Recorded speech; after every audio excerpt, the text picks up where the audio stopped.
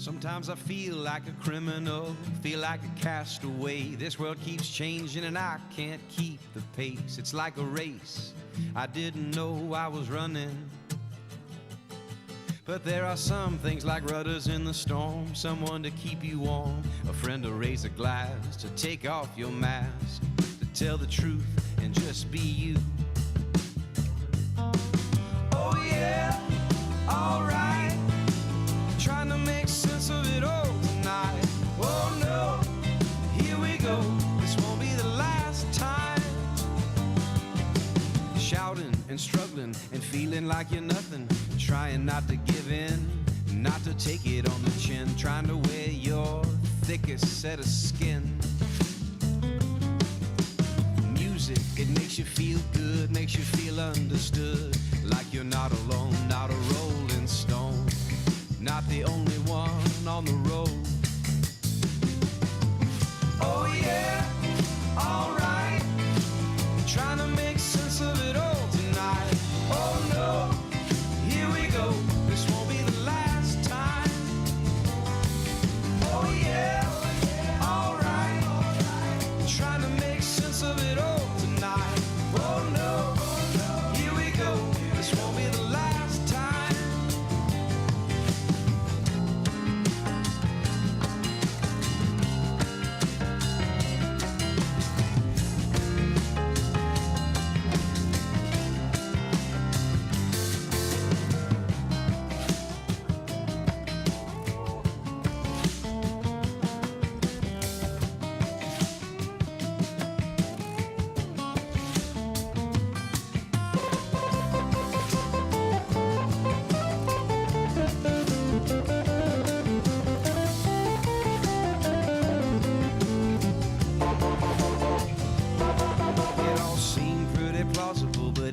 Impossible, the promises you made, and you got betrayed, and all the things that you still don't know at the end of the day. Oh yeah, alright, trying to make sense of it all tonight. Oh no, here we go, this won't be the last time. Oh yeah, alright, trying to make sense of it all tonight. Oh no, here we go, it won't be the last time.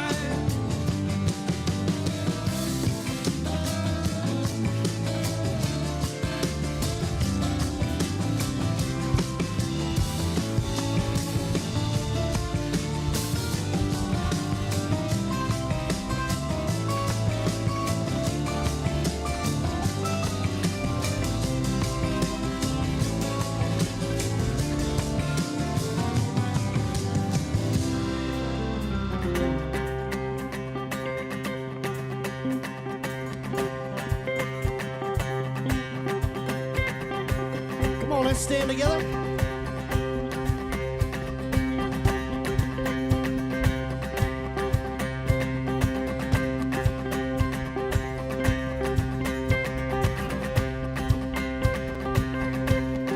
When I am anxious,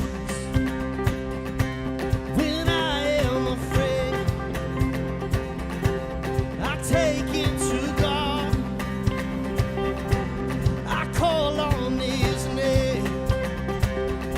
It's the mover of mountains, it's listening to me. Why would I worry? Why should I fear anything? For I know the plans He has for me. Yeah, I know the plans He has for me, for my good, to give me a hope and a future. Oh, when I am waiting for His promise to come, sometimes He's silent, but I'm never alone.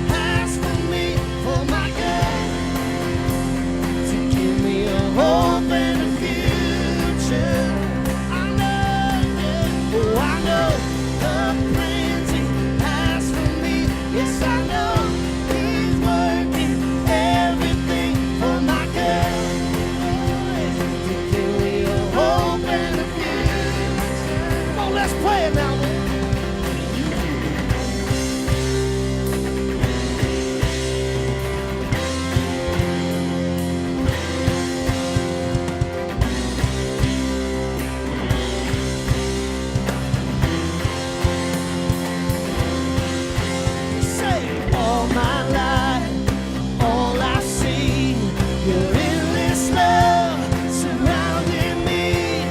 With every breath, I will be found by you. Mountains that sail and spread my wings and find myself on the sea. You're waiting there, I will be found by you.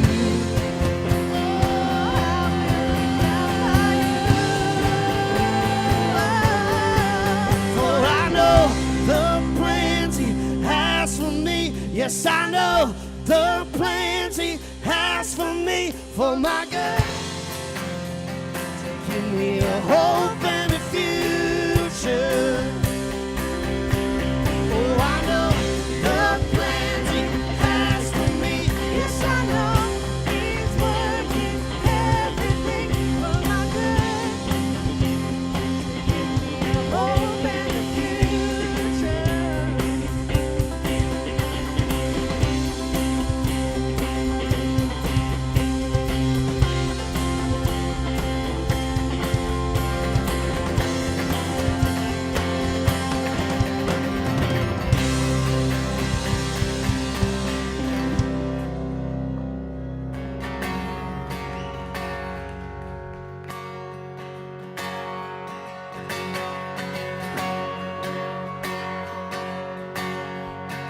How y'all doing this morning? Come on, let's see. Who tells the sun to rise in the morning, colors the sky with the shades of His glory, takes us with mercy and love. Jesus does. Who holds the orphan, comforts the widow, cries for injustice, feels every sorrow, carries the pain of His children. Jesus does. All right, if y'all know, sing with us, sing praise. So we sing praise to the Father, who gave us the Son. Praise to the Spirit, who's living in us. When I was a sinner, He saved me from who I was. Oh, that's what Jesus does. Who understands the heart of a sinner, showers His grace over all our mistakes. Yeah, He was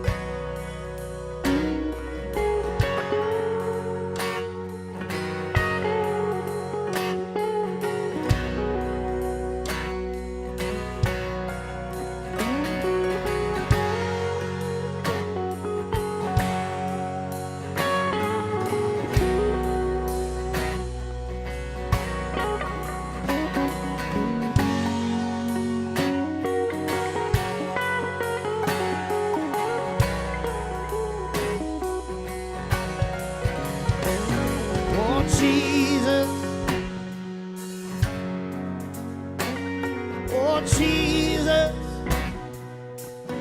What a friend we have in Jesus.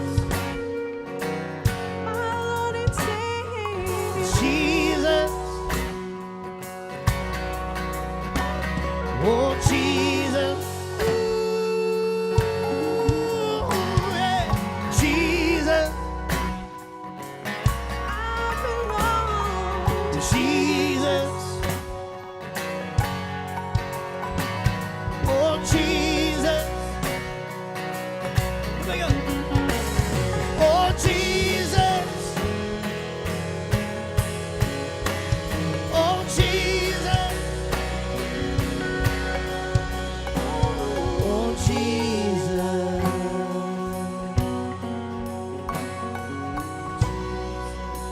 Come on, y'all sing praise. So we sing praise to the Father who gave us the Son. Praise to the Spirit who's living in us. When I was a sinner, He saved me from who I was. So we sing praise to the Father who gave us the Son. Praise to the Spirit who's living in us. When I was a sinner, He saved me from who I was. God, I know that's what Jesus does.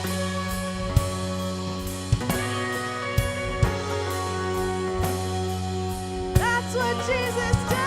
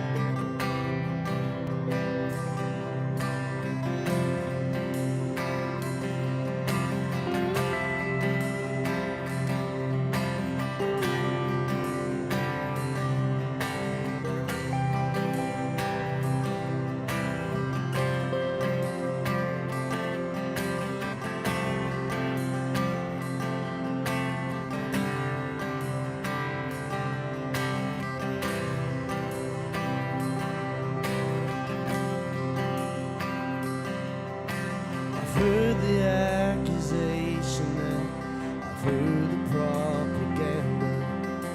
I've heard the lies they whisper to my soul. I have been forsaken and I'll always be forgotten. No matter what I do, it's not enough. Then I heard a voice as it opened up the heavens, reminding me of who I've always been.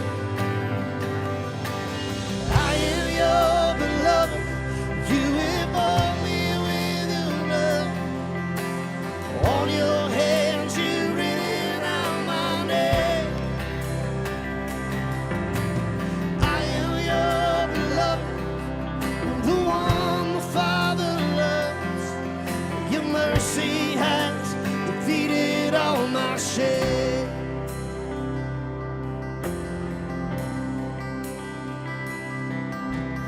There's no accusation now, or any condemnation.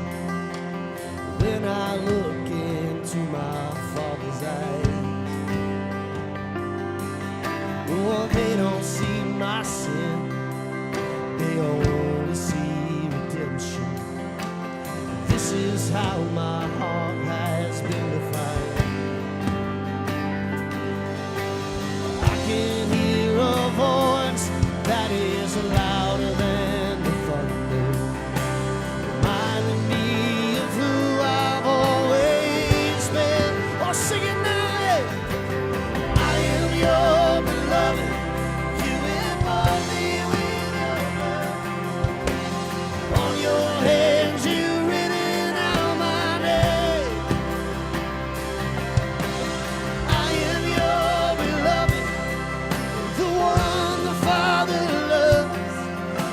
mercy has defeated all my shame.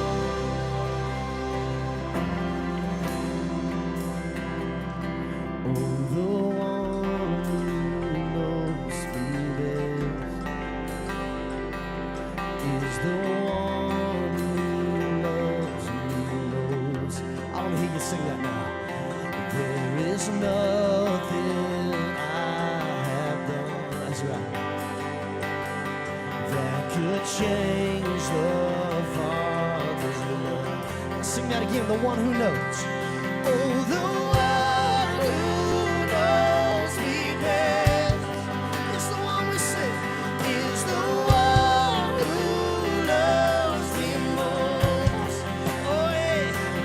There is nothing I have done that could change the Father's love. One more time we sing.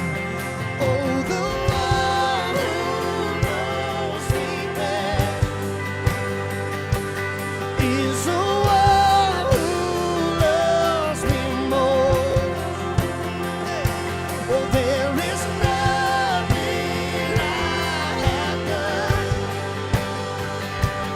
that could change the Father's love. I am your beloved. You involve me with your love. On your hands you've written out my name. I am your beloved. Oh, the one the Father loved.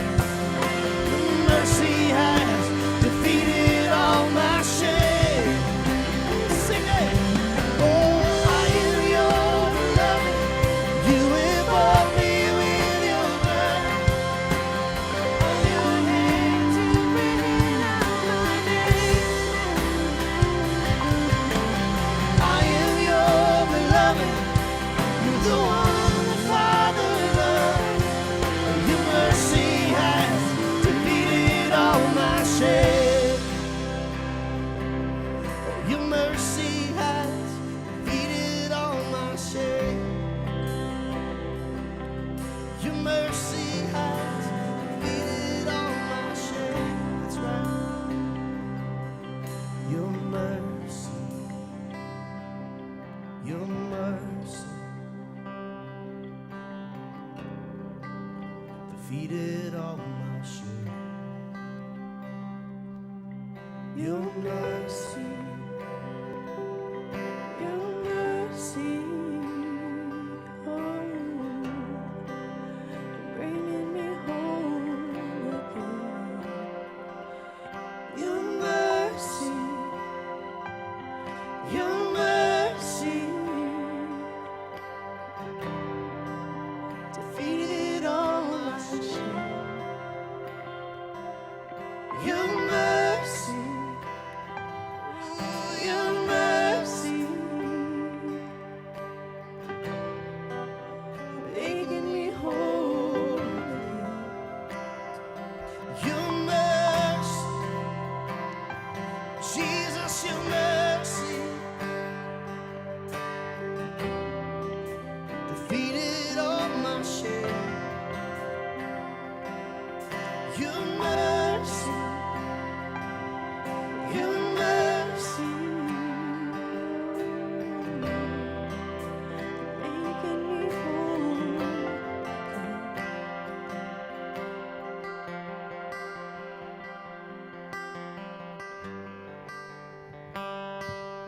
All right. Good morning. Hello. You can go ahead and have a seat. Hello, my name is John Evans. I'm one of the pastors here on staff. Happy spring break. Man, it's great to be together. If you're watching online, man, we're so glad that you joined us. Maybe jump in the chats. Tell us where you're watching from. Glad you tuned in to watch. And in the room, man, it's great to be together, even through the rain, to see a room full of people this morning. Man, thank God for the rain. It's good to get that rain. I know that we needed. And it's great to be in church together this morning. I mean, we've been planning for this. We've got people in the cafe that's brewed up some great coffee this morning. We have people volunteering in the kids' rooms and the youth rooms that have been preparing for your family this week with, man, all the things your kids love to do. If you're a mom with a young child, maybe you need to step out. We've got a room for you through the ladies' restroom that you can use to sit with your child if you need to. You won't miss a thing. You can catch everything happening in here. Also, if it gets a little loud in here, we've got some earplugs for you at the tables if need be. But again, man, it's great to be here this morning. Well, I've got something this morning I'm really excited to introduce to everybody. Hopefully you got one of these on the way in. Our mission here at RockPointe Church is to help people heal from life's hurts. And this right here is called the U card. And really what this is a way, this is the helping part and helping you. So here as a church, we've got staff, we've got leaders and volunteers that want to help you. And this is your way of letting us know how we can do that. So maybe this morning, this is your first time here, and if so, we're glad that you've joined us. Man, thanks for being here. This is your way of letting us know that you're visiting with us, and at the bottom, you can just check all that applies there, or maybe this is your first couple times joining us, and this is your way of letting us know that you've joined us. And maybe you've been around RockPointe a while, or even if you're fairly new, we want to encourage everyone this morning to take a minute and fill this card out, because really, this is a tool to help you take next spiritual steps. I mean, first of all, this card looks really awesome. A team of volunteers in our church and staff put this together. I think it looks really good. I think we should just give them a round of applause. We have amazing people in our church. Y'all are the best. This just looks awesome. Y'all did an amazing job on this. But if you take a look at it, right under here, there's some check boxes. You can see all the things there. You can learn more about RockPointe, or baptisms are coming up. You can let us know if you want to do that. If you want to grow more in your faith or spiritually, you can check that box there. There's a place there where you can check for if you want to volunteer or join a small group, or even if you just need to get some help with something or talk to one of our pastors here on staff, check that box. And if you're praying for something and you need prayer, and man, you just want to take a minute and write down what it is that you need prayer for or that you're praying for, or even just if you have any feedback or any questions, man, this is a great place to do that. So what we're gonna do is we're gonna leave these house lights on for a second, and there's a pen in the chairs, and we're rolling this out. This is like our 2.0 way of connecting with our church. So even if you've done this, we just wanna do this together. So there's a pen in your chair. We're gonna give you a minute. The band's gonna come back out. We've got a great service planned for y'all today. But for the next 20, 30 seconds or so, just grab a pen, take a minute, fill this out, and thanks for participating with this. And at the end of service, we're gonna drop these off at one of the tables in the room. There's a box on the table. There's also a lamp next to each of the tables just to help you find your way at the end of service. We'll drop these in at the end. Also, if you didn't get one of these, feel free to just put your hand up. We've got a couple of people that can help get you one of these. So thanks for participating with this. Really excited about this. And we're gonna give you a minute to do that, and the band will be right back out. Thank you.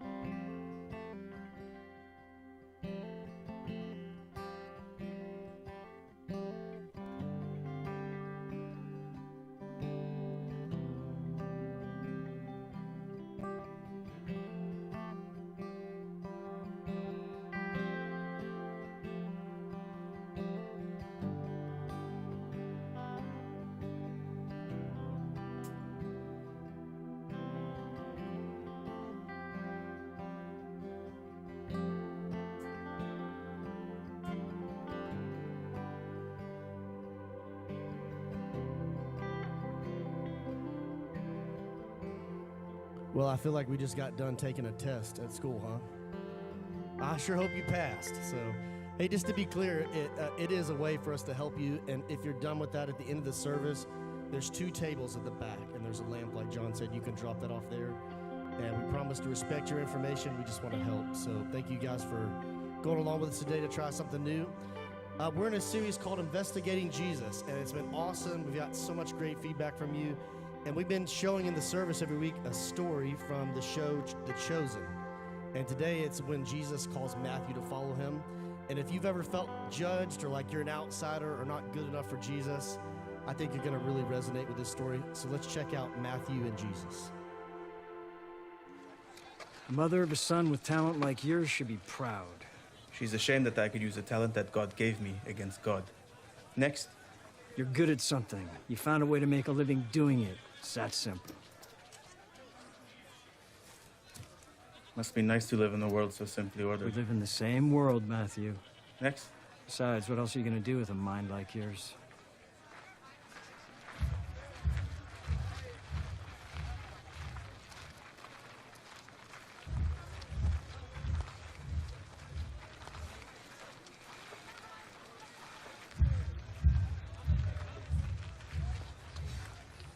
Matthew.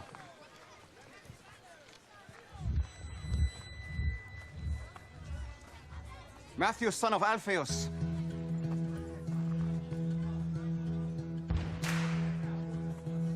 Yes. Follow me. Me? Yes, you. Whoa. What are you doing? You want me to join you? Keep moving, street preacher. Do you have any idea what this guy has done? Do you even know him? Yes.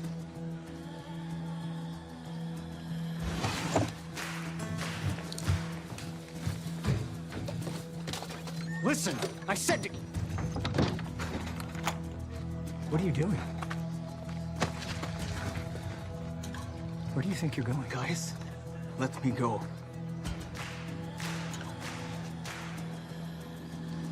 Have you lost your mind? You have money. Quintus protects you. No Jew lives as good as you. You're gonna throw it all away. Yes.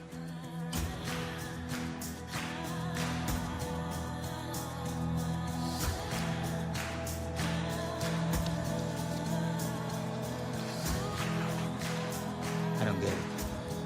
You didn't get it when I chose you either. But this is different. I'm not a tax collector. Get used to different.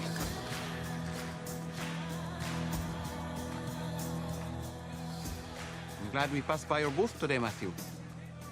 Yes.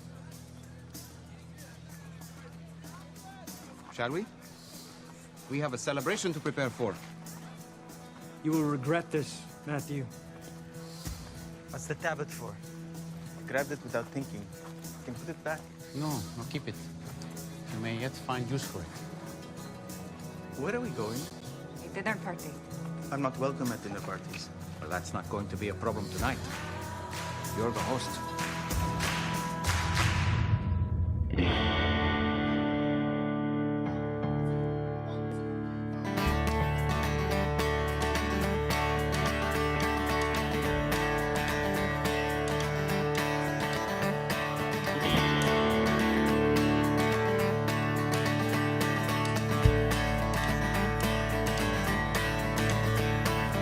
Shortfalls and little sins, close calls and no one wins. Stand tall but running thin, I'm wearing thin. Oh, why are we keeping score? 'Cause if you're not laughing, who is laughing now? I've been wondering if we start sinking, could we stand our ground? After everything we learned, we finally come to terms. Here we go now. We are the outsiders.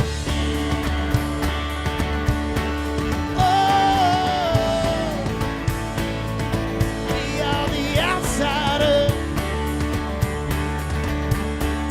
Oh,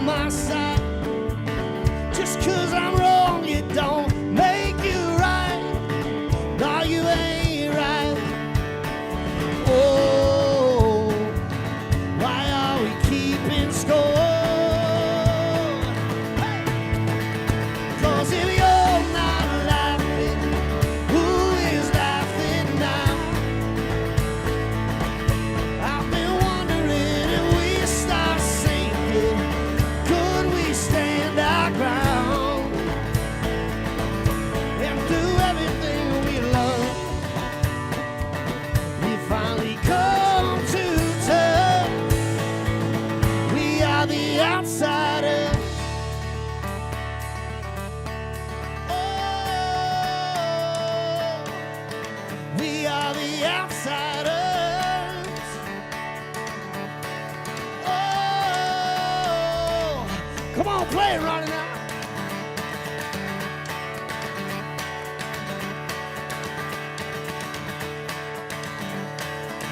We are the outsiders.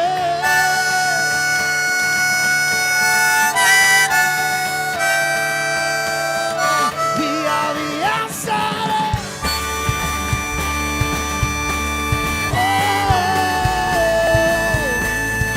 we are the outsiders. Oh, we are the outsiders.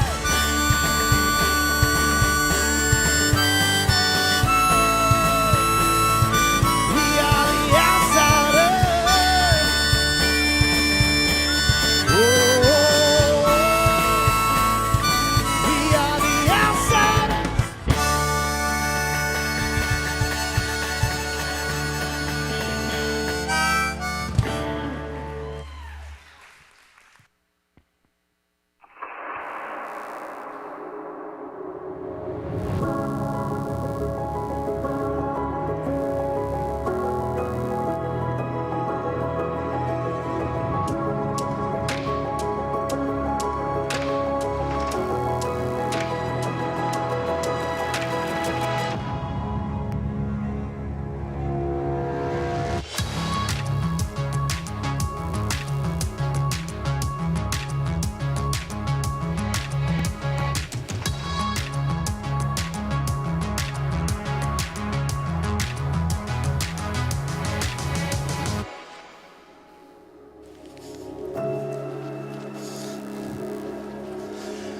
Well, good morning. How are you? It is great to see you. I am so glad to hear. Wow, I can see you. Wow, what's up with that? That's interesting. So, hey, I'm just glad you're here today. Hey, can we all just say hello to our Liberty Hill and online friends today? Can we all just say hey? So great to have you along. So glad that you're here today. Thanks for joining us and being a part. It's awesome that you're here. Hey, before we get kicked off, I want to talk to you real quick. We are coming up fast on Easter. You should have one of these very close to you in your seat somewhere or in a seat near you. This is an Easter invitation, and we are ready in so many ways already for Easter, but I'm telling you today we are absolutely talking about who are we considering bringing along with us. And so I want to invite you to invite, right? Invite to invite. And here's what I'm asking you to consider. I'm asking you to, if this is your church and you come all the time, last week we talked a lot about serving, and so I'm asking you to invite one, I'm asking you to serve in one, and I'm asking you to attend one. You see how some of those can mesh together, right? So invite one, attend one, serve in one, right? So who are you bringing along to Easter? Man, the potential for an Easter service in someone's life is enormous, and I am asking you to start considering now, who is that? Who do I need to take this and give this to? Who do I need to reach out to? Who do I need to have over for dinner and rekindle a relationship? Who do I already have a relationship with? And let's just get together and we start talking about, hey, you should come to church with me. Hey, you should come sit with me. And listening for those things that really help people as they go forward. You never know what hangs in the balance of your invitation. So keep that in mind. Put this someplace where you'll see it, which means don't put it on your speedometer in your car, right? Don't put it there. We know you don't look there. Don't put it in that lane changing mirror. Don't put it over there. We know you don't check that either. You just go, right? So look, put it in a place where you are going to be able to say, I need to remember, I need to reach out. And today we're continuing on in our series. We're going to be talking a little bit more about that. And I hope today you'll be making that connection more and more as we go along. So let's start off today by talking about something that doesn't look good on anyone. In fact, this is basically a wardrobe choice that all of us should absolutely avoid, all right? And it's simply this: self-righteous. Self-righteous. Just doesn't look good on anyone. If you know somebody who wears this, you can kind of feel it when they walk into the room. It's like, that doesn't look good on you. In fact, it doesn't look good on anyone. And because, unfortunately, I have a lot of experience with that, I'll be telling you a little bit more about that in a minute. I unfortunately understand that, as it turns out, the people who are self-righteous are rarely self-aware. They don't know that when they walk into the room and start talking that everybody kind of feels pushback and a little bit condemned. They don't know that they're actually wearing it. And they're wearing it, and everybody else knows they're wearing it, but they don't know they're wearing it. Now, when you hear the phrase or the word self-righteous, we immediately think of religious people, don't we? And come on, let's be honest, that can be true.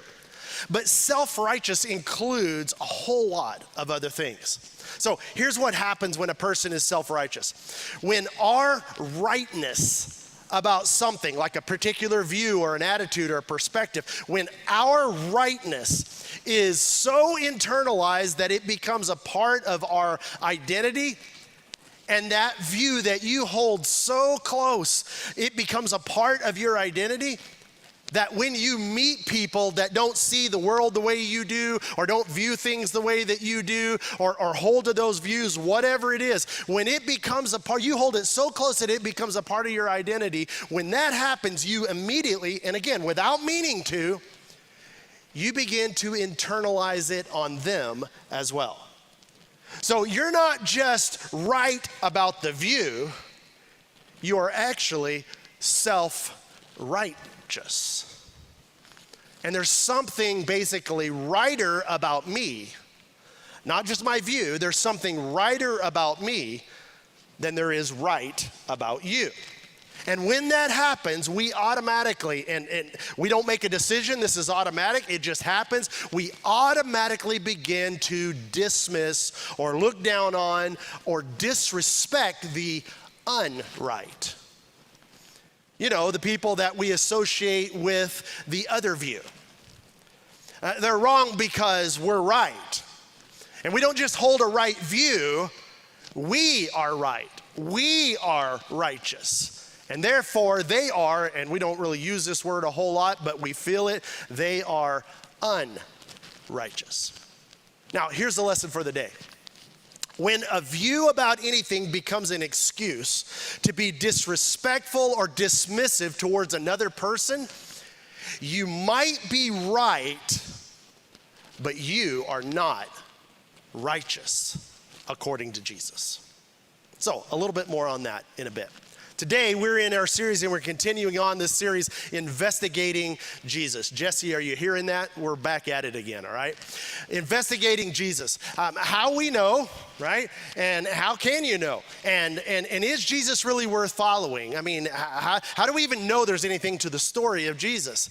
And then, even if there is, why in the world would people in our century, the 21st century, follow a first century rabbi who was a day laborer from Galilee, was crucified by the Roman Empire, rejected by his own people? Why in the world would we do anything that guy says? And why in the world would we wrap our lives around and incorporate his value system into our lives? Why in the world would we gather to worship him? And so these are really, really big issues. And we've said this in every week in this series, the credibility of Christianity rises and falls on a single individual that we keep talking about, and his name is Jesus, and he's from Nazareth. Which means if you're considering Christianity for the first time, or reconsidering Christianity because you walked away, or now you're maybe re-interested, or if you're considering leaving the Christian faith, the question that you should wrestle with is this question: is Matthew, Mark, Luke, or John a reliable account of actual events? Because these are the four accounts of the life of Jesus written in the first century, where eventually they got all bundled together with the letters of Paul and the Hebrew scripture, and in the 4th century they became the Bible. But long before there was the Bible, there was a gospel of Matthew, Mark, Luke, or John. And even if one of these accounts, even if just one is a reliable account of actual events, then what they say about Jesus is true. And if what they say about Jesus is true, we all need to set up straight and pay attention. So in this series, we're simply looking at one of the accounts of the life of Jesus. And the account that we're looking at is titled Luke, because Luke is the author of this particular account. He's who wrote it. And so I've said this every week. I'll say it again next week. Luke lets us know he's not writing religious material. He is simply documenting someone's life. And he wasn't alone. He wasn't the only one. And the reason we know this is because that's literally how he starts his gospel account. He says, it was many, not just me, it was many who have undertaken to draw up an account, right? To draw up an account, like a chronological account of the things that have been fulfilled, the things that happened.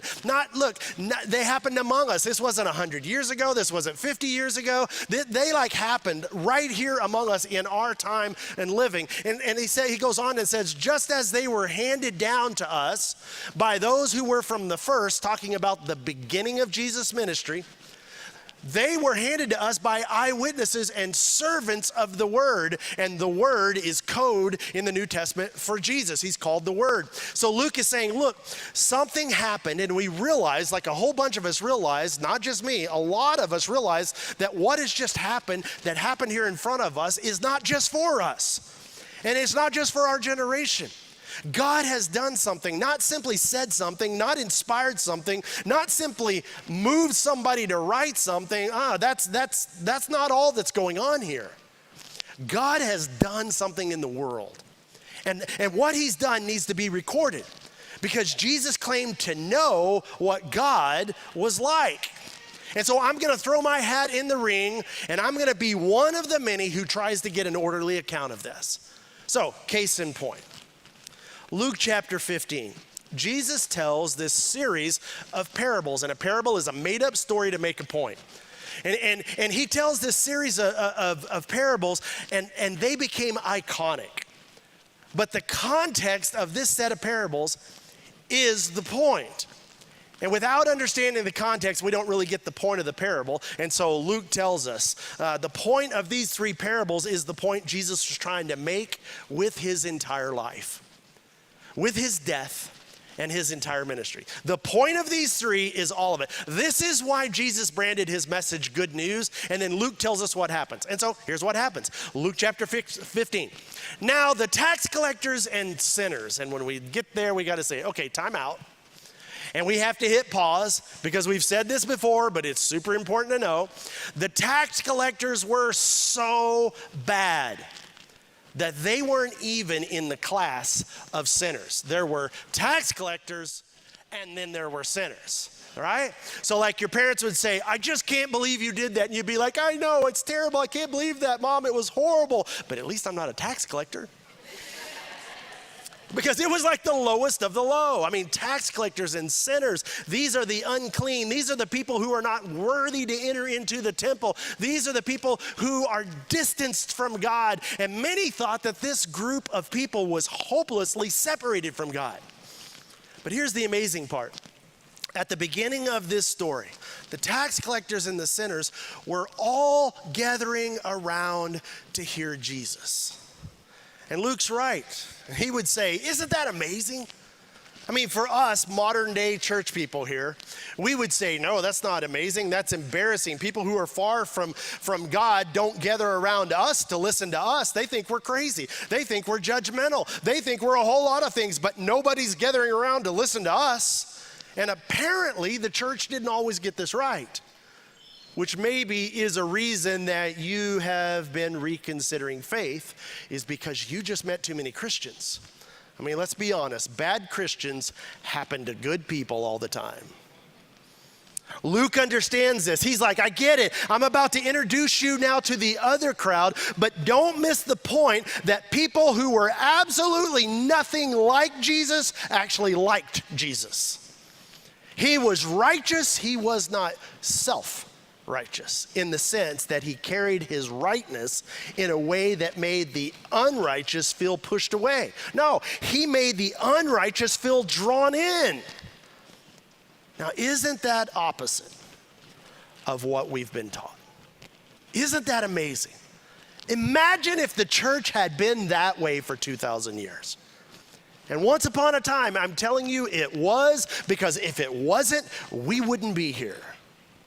And so he continues, but there's another group, but the Pharisees and the teachers of the law. And there's a word here that we should bring back, and here's the word. They muttered. They muttered. Here's what they muttered. If this teacher really was from God, these people would avoid him like they avoid us. But since they're not avoiding him like they avoid us, obviously this teacher is watering down the Torah, because if he was teaching straight, hard truth, they'd want nothing to do with him, and they would feel condemned by him just like they feel condemned by us. And here's what they said. They said, this man, talking about Jesus, they had no idea. This man welcomes sinners and eats with them. If he was from God, he would avoid them and eat with us. And so Jesus is guilty by association. Now, let me just tell you one thing about Jesus and guilt by association. This is so important, so don't miss it. If Jesus was concerned about guilt by association, he would have stayed in heaven, right?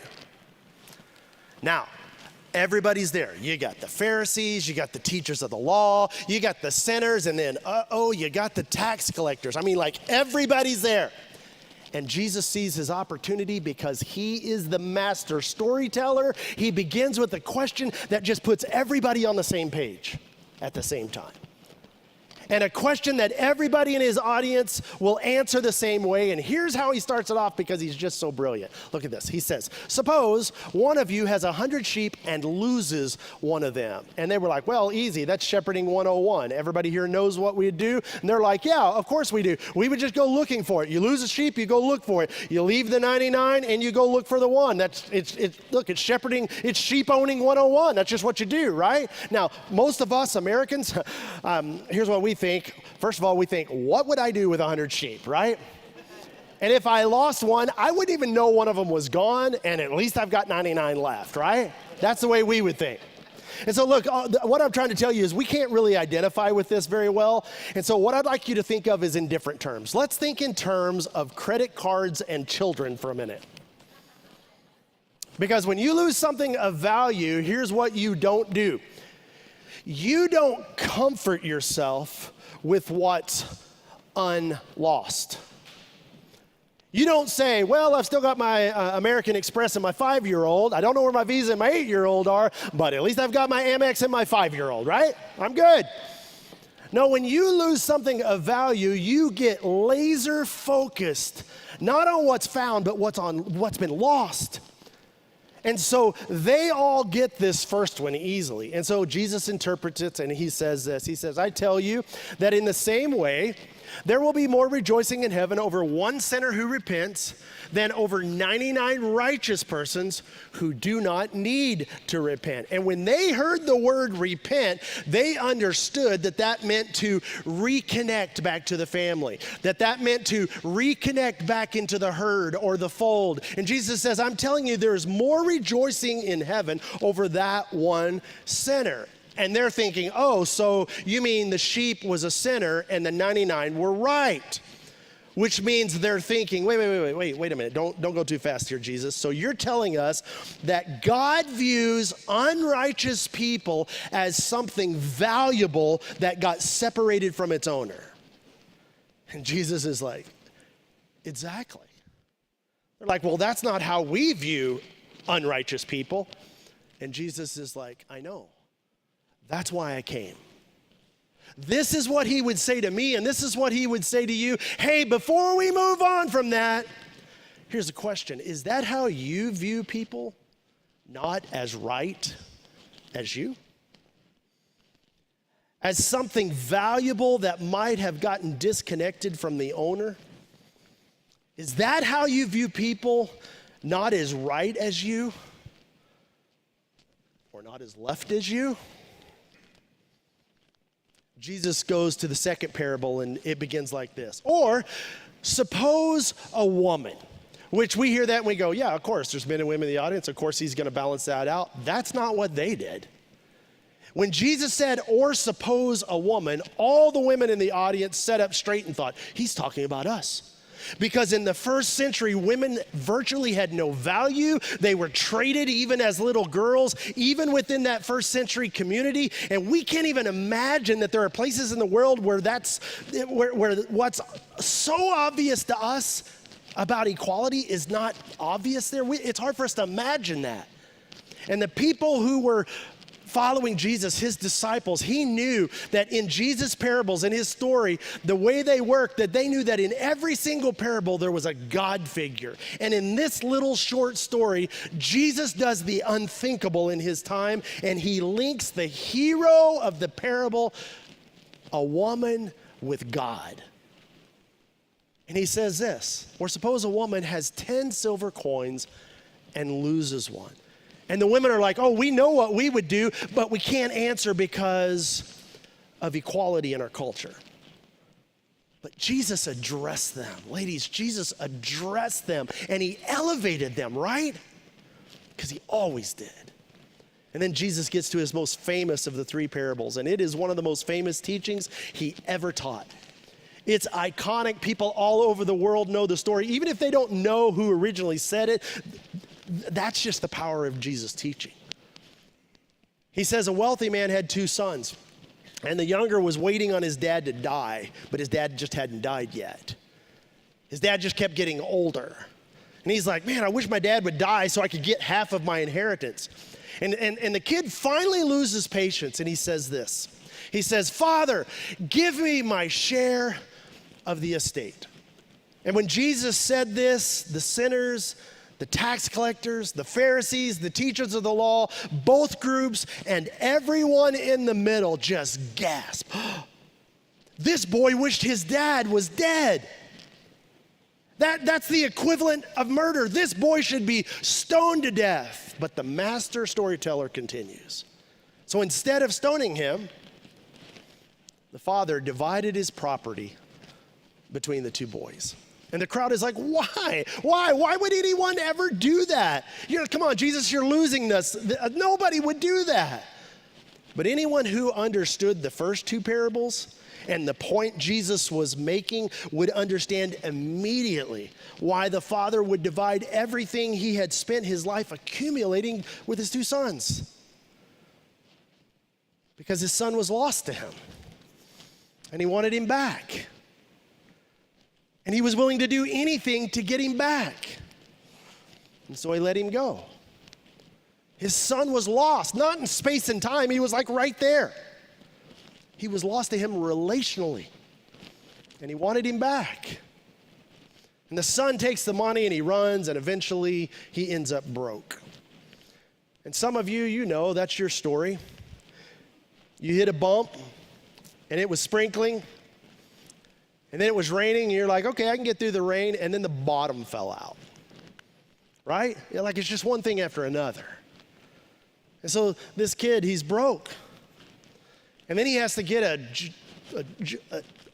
job. He had never had one of those before. And the only job he could get is feeding. Jesus is the master storyteller. I'm telling you, he just goes lower and lower and lower. The only job he could get was as a pig farmer. And his audience, being the Jewish faith, were like, oh no, not dirty pigs. No. And now he's starving. And Jesus says, nobody will help him. And Jesus' audience, oh, he has got them right where he wants them. Because the whole audience is going, yep, he is just reaping what he sowed. I mean, it was like the first time that all of this group ever agreed on anything. And if you know the story, look, I love this phrase. I love this phrase. One day, he comes to his senses. He wakes up. It's like, what in the world have I done? And he thinks, what am I doing? And he comes up with a plan, and he goes, I know what I'll do. I'll set out, and I'll go back to my father. I'll go back where he is, and I'll say to my father, I've sinned against heaven and against you. He's just so broken. I mean, he is literally at the bottom, and he says, I'll tell him, I'm no longer worthy to be called your son. Just make me like one of your, like one of your hired servants. And so he got up, from where he was. He quit what he was doing, and he went to his father. And don't you know he was rehearsing that speech all along the way? And Jesus' audience was like, oh, this is going to be good. We know what's going to happen. Because they knew what they would do. They did not know what the Father would do. Because they did not know what God the Father is like. And Luke would tell us that's why Jesus came, is so we could know what God the Father is like.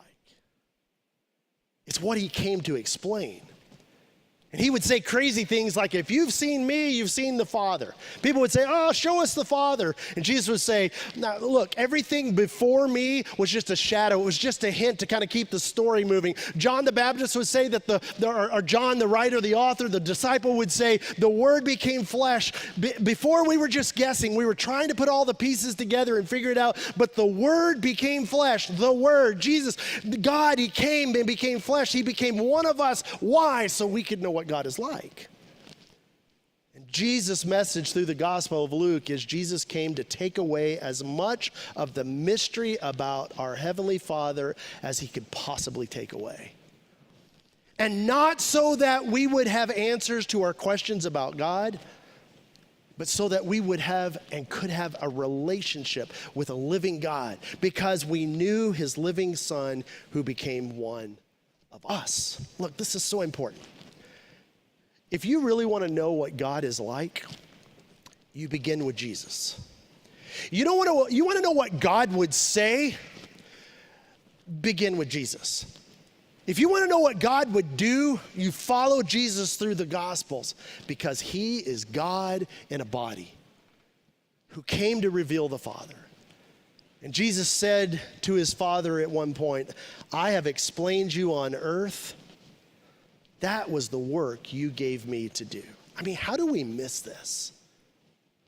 And look what happened. But while he was a long way off, his father saw him, and he was filled with... Now, let me just ask you, if the Father was like you, what would you put in the blank? If you were the Son, what would you be hoping the Father would put in the blank? According to Jesus, we've all been the Son, because at some point in our lives, we have all been lost to God. The Father saw the Son, and he was filled with, here it is, compassion for him. And the crowd just moans.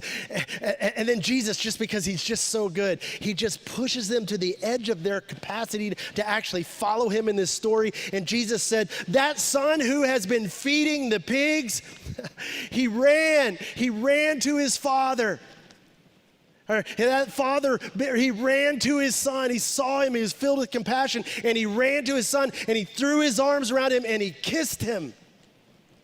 And the crowd's like pulling their hair out, and they're kicking dirt and going, no, are you kidding me? He touches his son after his son's been working with pigs? He puts his mouth on his cheek? That's just disgusting. And the son immediately goes into his speech that he's been rehearsing all the way home. Father, I have sinned against heaven and against you. I'm no longer to be called your son, or just make me into dad's. Like, shh, quiet. And he says, quick, bring the best robe, because I'm restoring him to sonship. Put a ring on his finger, because this is my son. Put sandals on his feet, because he is not a servant or a slave. He is a member of my household. Don't you understand? He says, the father says, don't you understand? For this son of mine was dead. He's alive again. He was lost, and now he's found. And I think Luke would be like, do you understand the implications of this story? That God, your Father, does not see good or bad people. God, your Father, sees only lost people and found people. I mean, what if we saw people in terms of lost and found, not good and bad? I mean, come on, what if the church people that pushed you away had thought like that? Now, there's another character in the story, and I hate to admit this, but the other character in the story is actually my character. Like the well-behaved, get it right, live in the guardrails, make dad proud, do it by the book, older brother, right? Who made this all about behavior. And so he's working in the fields because he's been doing what he's supposed to do, making up for his younger brother being gone. And so he comes back from the field, and here's this party, and he calls a servant, and he says, what in the world is going on? And the servant's like, hey, I've got some good news, and I've got some bad news. And they're both the same news. Because the good news, the bad news is that your younger brother is back. And I realize, I'm just telling you as a friend here, that I realize that's both good news and bad news. And the older brother is just furious, and he gets cleaned up, but he is not going to the party. And the dad comes out and he says, son, come in, your younger brother's back. And the older brother's like, I know he's back. Dad, come on, seriously? He's like, all this time, Dad, all these years, I have been slaving for you, like living the right kind of life, and I've never disobeyed your orders. But when this son of yours, not this brother of mine, but this son of yours, who has squandered your property. You know what I'm talking about? That, like, all of that stuff that you have spent your entire life accumulating, and he squandered it with prostitutes. Dad, man, let's just both pray right now Mom doesn't find out about that part, right? He comes home. And what do? You kill the fatted calf for him. I don't get it. He doesn't deserve this. To which I think if Jesus was adding this part of the story, he would say, who says anything about deserving? Because I'm not celebrating behavior. We're celebrating a restored relationship. And I love this. Jesus just puts these words in the Father's mouth. I love this. The Father, I had to celebrate.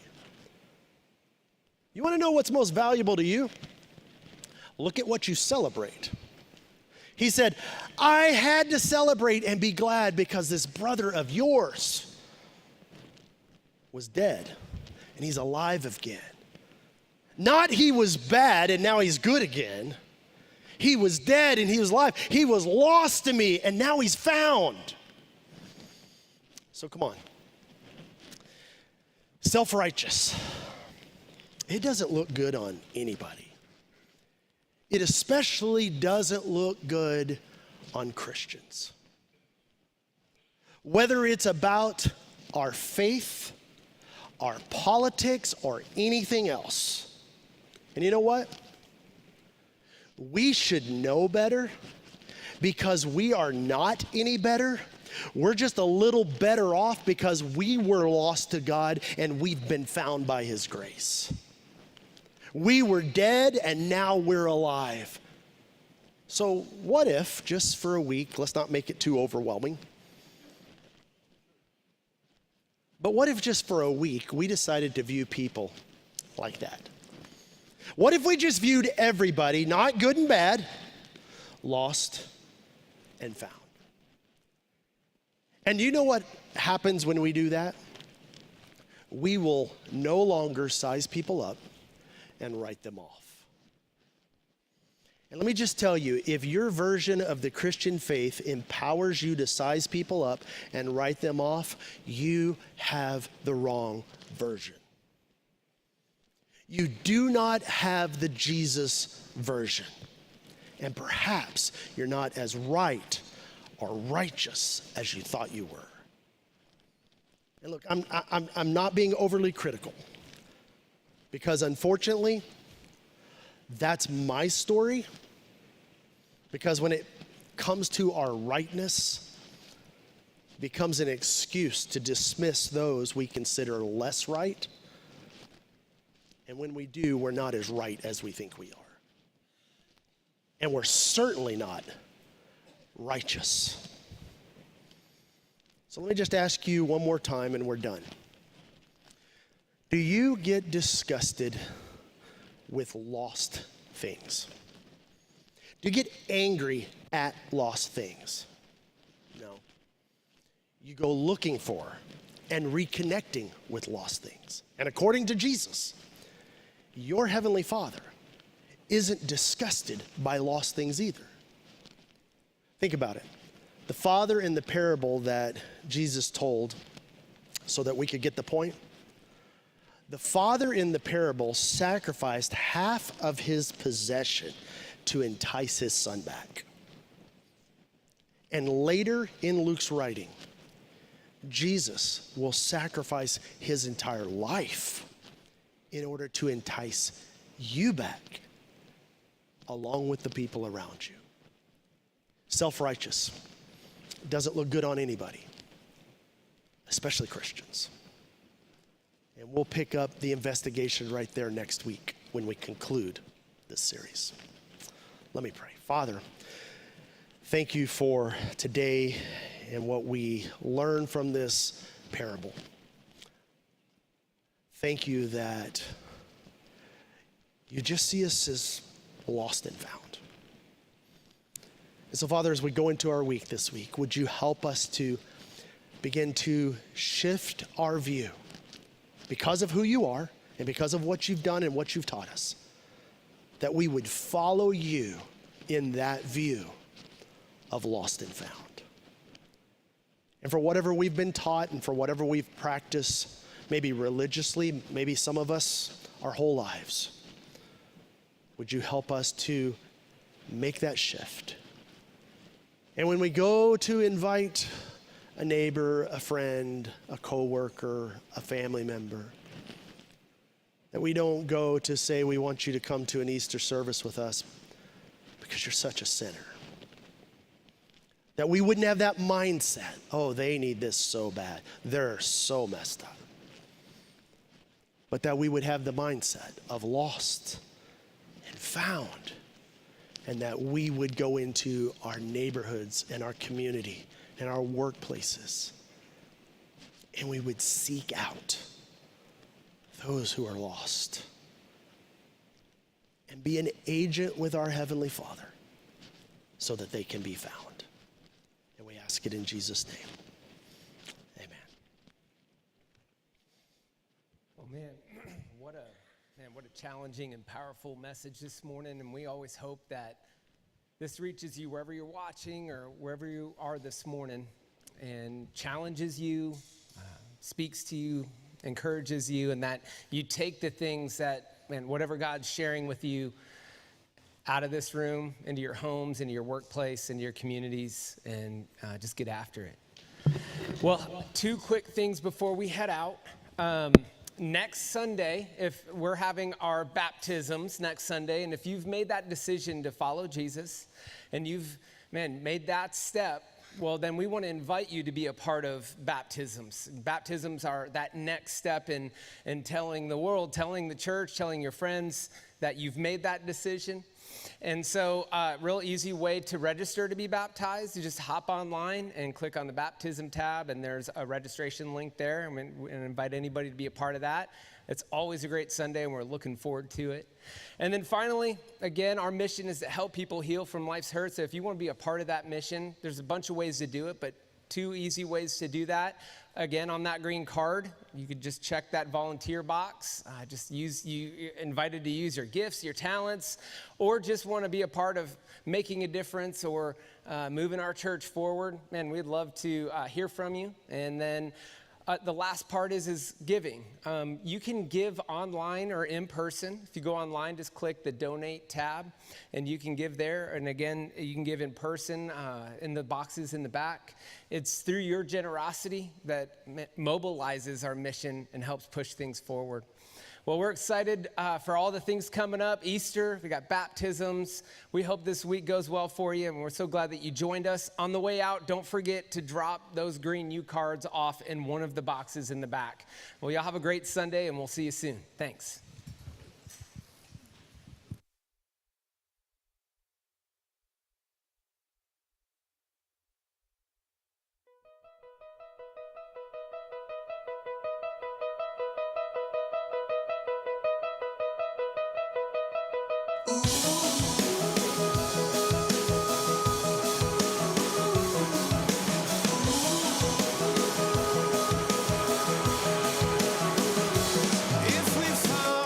that the world was gonna end on Tuesday morning, what would everybody do?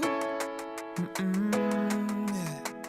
And it's funny how the thought of that can make some things real important, and a lot of things seem pretty worthless too.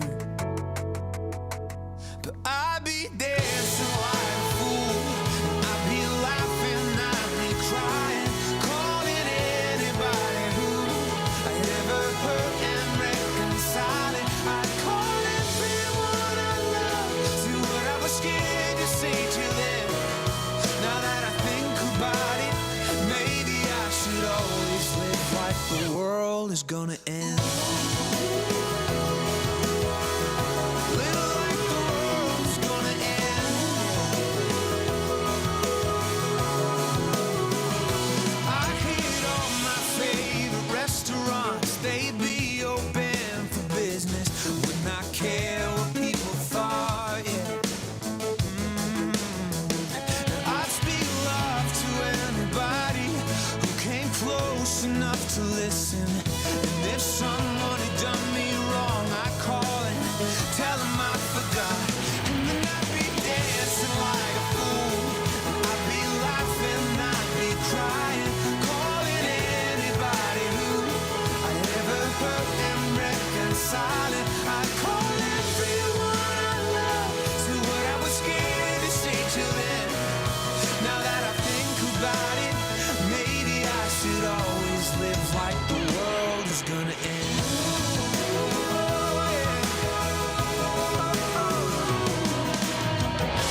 We spend most our lives and almost all our time on what we don't care about, what we could do without. And the tragedy is that we can't see it. We can't see it until time is running out. 'Cause I'd be dancing like a fool, I'd eat ice cream every morning, I'd call up everyone I love and drive them out to California, and we'd say the things that we'd been scared to death to say till then. Now that I think about it, maybe we should always live like the world is gonna end. Live like the world is gonna end.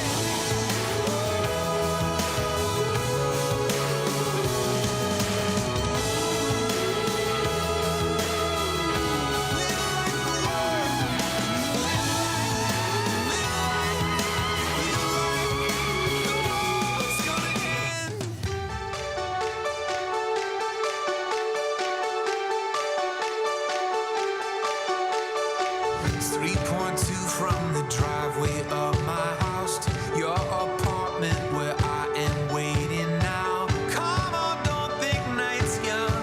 Let's go. NYC, Portland, Austin, Anaheim. Maybe not Anaheim. Keep an open mind. I'm just saying, baby, let's go. I don't care. Anywhere.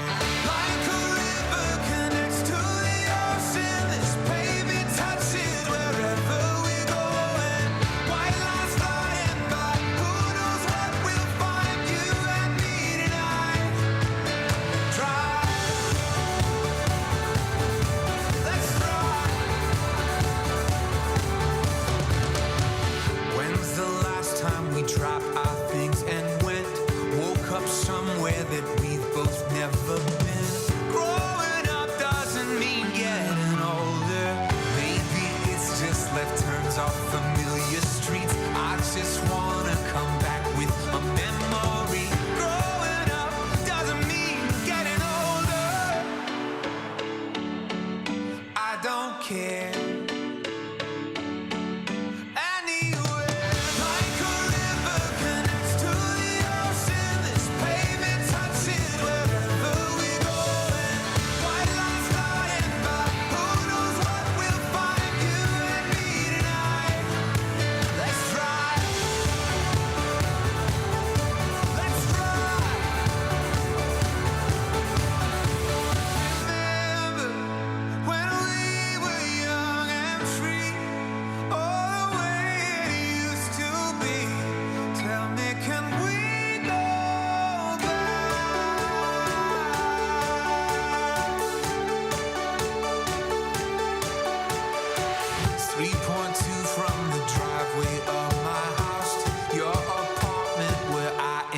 needing now. Like a river connects to the ocean, this pavement touches wherever we're going. White lights flying by, who knows what we'll find, you and me tonight. Like a river connects to the ocean, this pavement touches wherever we're going. White lights flying by, who knows what we'll find, you and me tonight. Yeah, let's try.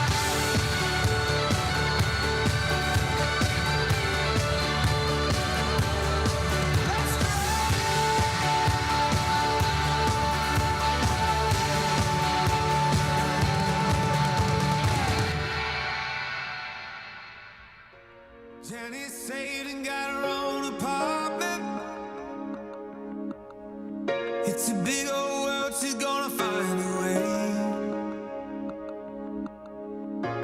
He said, call me if you ever lost it.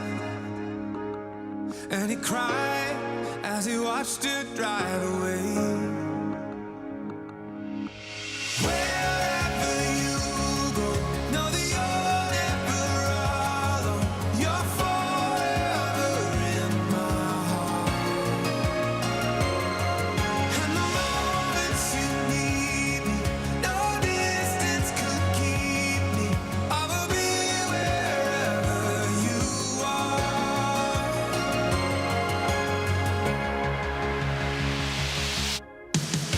You could be all the way across the ocean.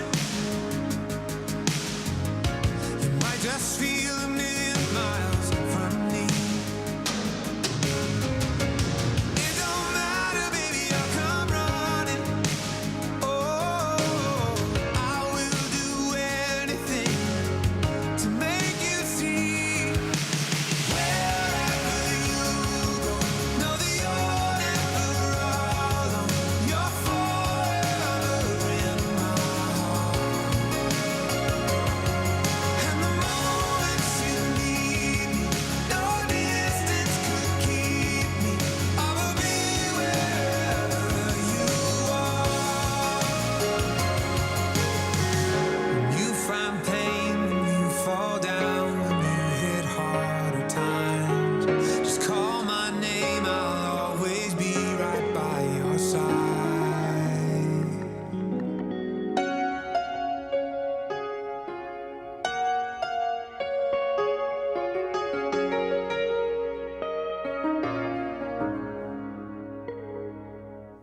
Wherever you go, know that you're never alone.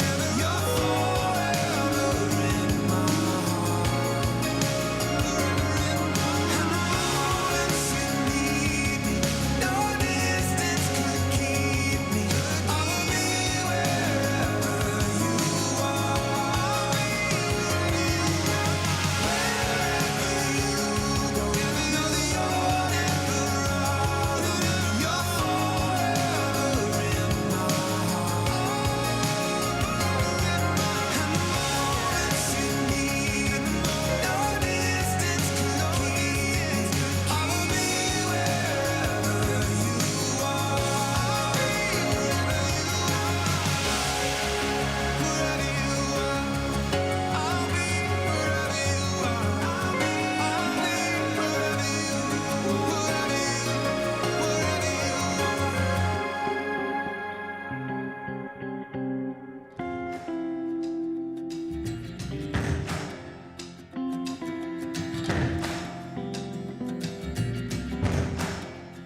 You gotta find your people, the ones that make you feel alright,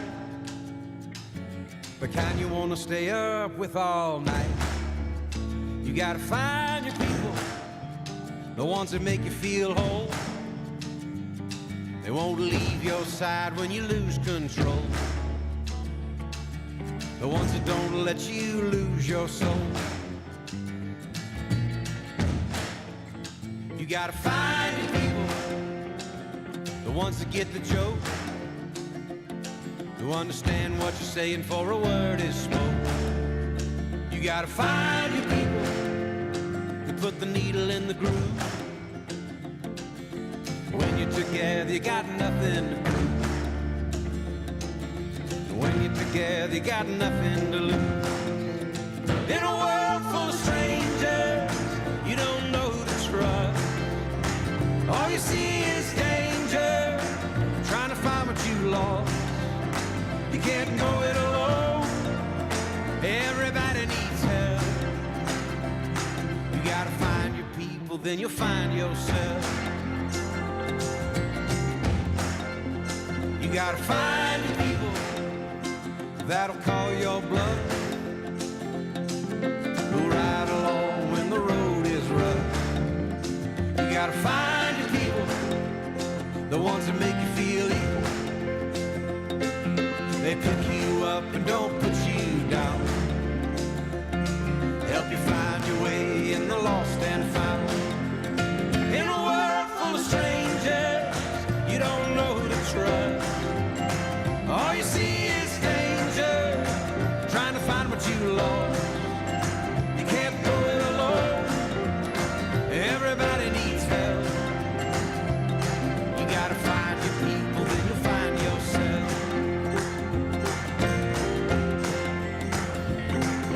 The ones that understand you, the ones that lend a hand to you, the ones that don't demand anything from you.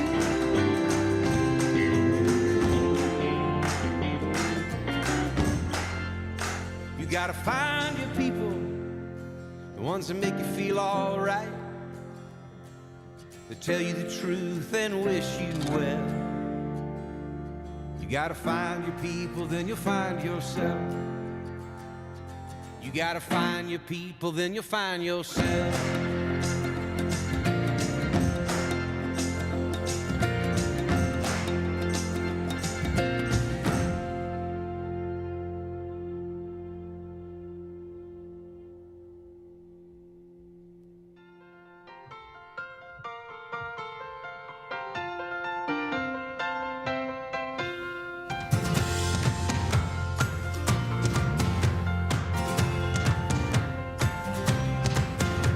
When you walked into this room, you hardly knew anyone. Sea full of strangers crashing on the rungs. When the band strikes by the end of the night, strangers no more. I wanna dance with everybody who came through that door. Whether you came here to party or you came here to cry, whether to meet somebody, cheat somebody, get low or get high. So come on, all you people with 2 feet on this floor. I wanna dance with everybody who came through that door. Oh, let it all go. Oh, shake up your soul. Throw your hands in the air. Throw your hat in the rain. Throw your hips and your heart into everything. Get lost in the crowd. Get down on the floor. Let's dance with everybody who came through that door.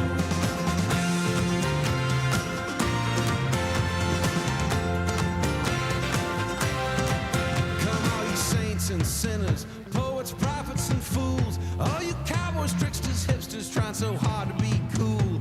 All you dreamers and schemers, thirsty for more. I wanna dance with everybody who came through that door. Oh, let it all go. Oh, shake up your soul. Throw your hands in the air. Throw your hat in the rain. Throw your hips and your heart into everything. Get lost in the crowd. Get down on the floor. Let's dance with everybody who came through that door.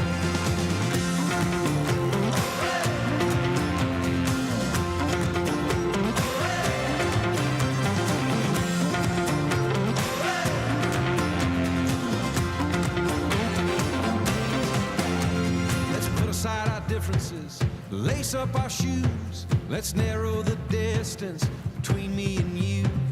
Meet me in the middle. Let's quit keeping score. I wanna dance with everybody who came through that door. This night is on fire like never before. I wanna dance with everybody who came through that door. Oh, let it all go. Oh, shake up your soul. Throw your hands in the air. Throw your hat in the ring. Throw your hips and your heart into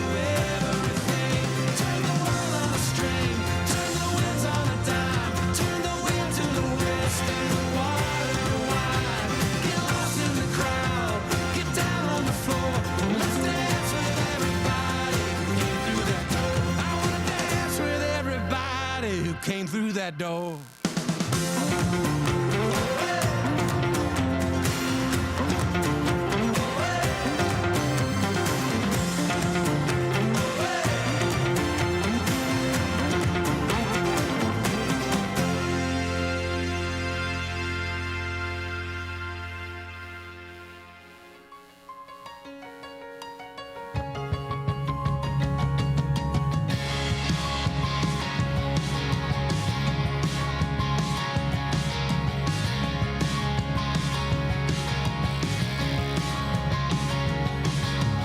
Thinking, blinking, consistency. Why can't I feel you staring at me? I saw your face in Los Angeles, and the traffic never made me love it any less. There's a reason, a season, treason for meaning, like a hot-blooded, cold-hearted film without a screening. Dreamed up in your head, now it's dead. Nobody cared in the first place. How long have I loved you? How long have I told you the truth? We're gonna try and make it better. We're gonna try and make it better. We're gonna try and make it better. If it's the last thing we do.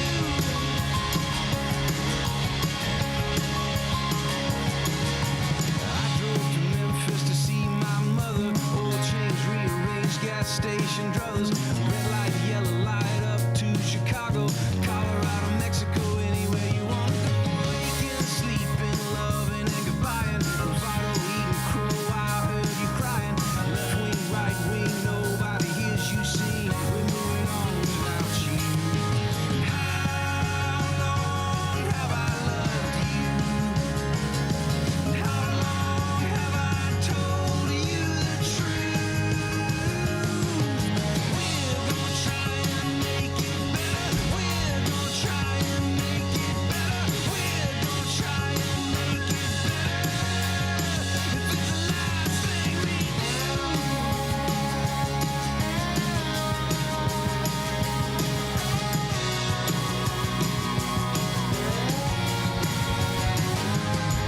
I see the metaphor, tell me more tomorrow. Harvest is coming, and still we borrow. Feedback, aching back. I hear the violin, I feel like a stranger in my own skin. The congregation sang, but the preacher stayed home for kings, queens, and thieves all along. A pilgrim without a place to roam, and nobody saw us trying. How long have I loved you? How long have I told you the truth? We're gonna try and make it better. We're gonna try and make it better. We're gonna try and make it better. If it's the last thing we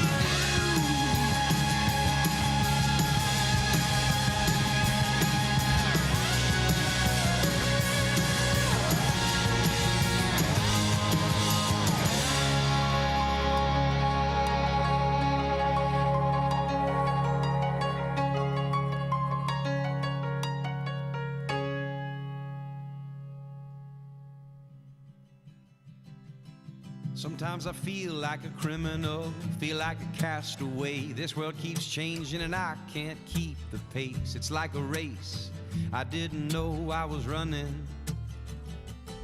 But there are some things like rudders in the storm, someone to keep you warm, a friend to raise a glass, to take off your mask, to tell the truth and just be you. Oh yeah, alright. Trying to make sense of it all tonight. Oh no, here we go. This won't be the last time. Shouting and struggling and feeling like you're nothing. Trying not to give in, not to take it on the chin. Trying to wear your thickest set of skin. Music, it makes you feel good, makes you feel understood. Like you're not alone, not a rolling stone, not the only one on the road. Oh yeah, alright. Trying to make sense of it all tonight. Oh no, here we go. This won't be the last time.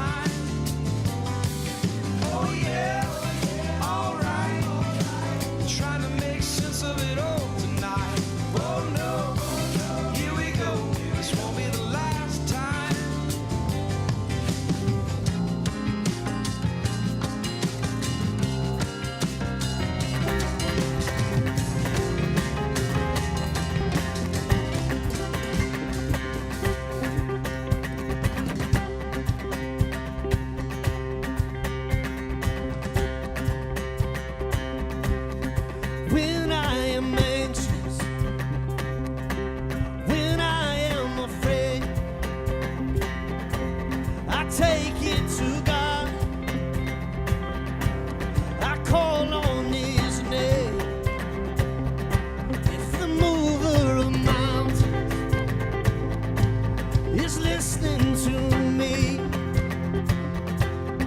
Why should I worry? Why should I fear anything? For I know the plans He has for me. Yes, I know the plans He has for me, for my good, to give me a hope and a future. Oh, when I am waiting for His promise to come, sometimes He's silent, but I'm never alone. He walks through the valley and He quiets the storm. He stands in the fire, so why should I fear anymore?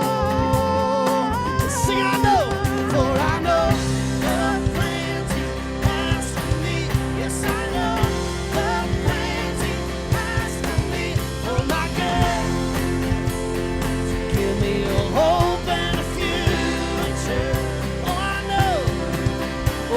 know the plans He has for me.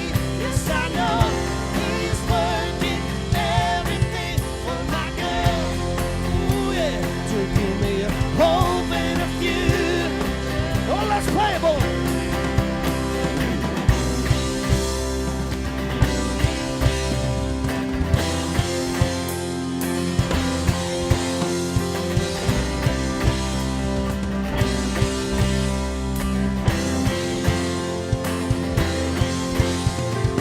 All my life, I see Your endless love surrounding me. With every breath, I will be held by You. I set sail and spread my wings and found myself on the farthest sea. With every step, I will be found by You. I will be found by You. We say, for I know the plans He has for me. Yes, I know the plans He has for me, for my good. Oh, yeah, to give me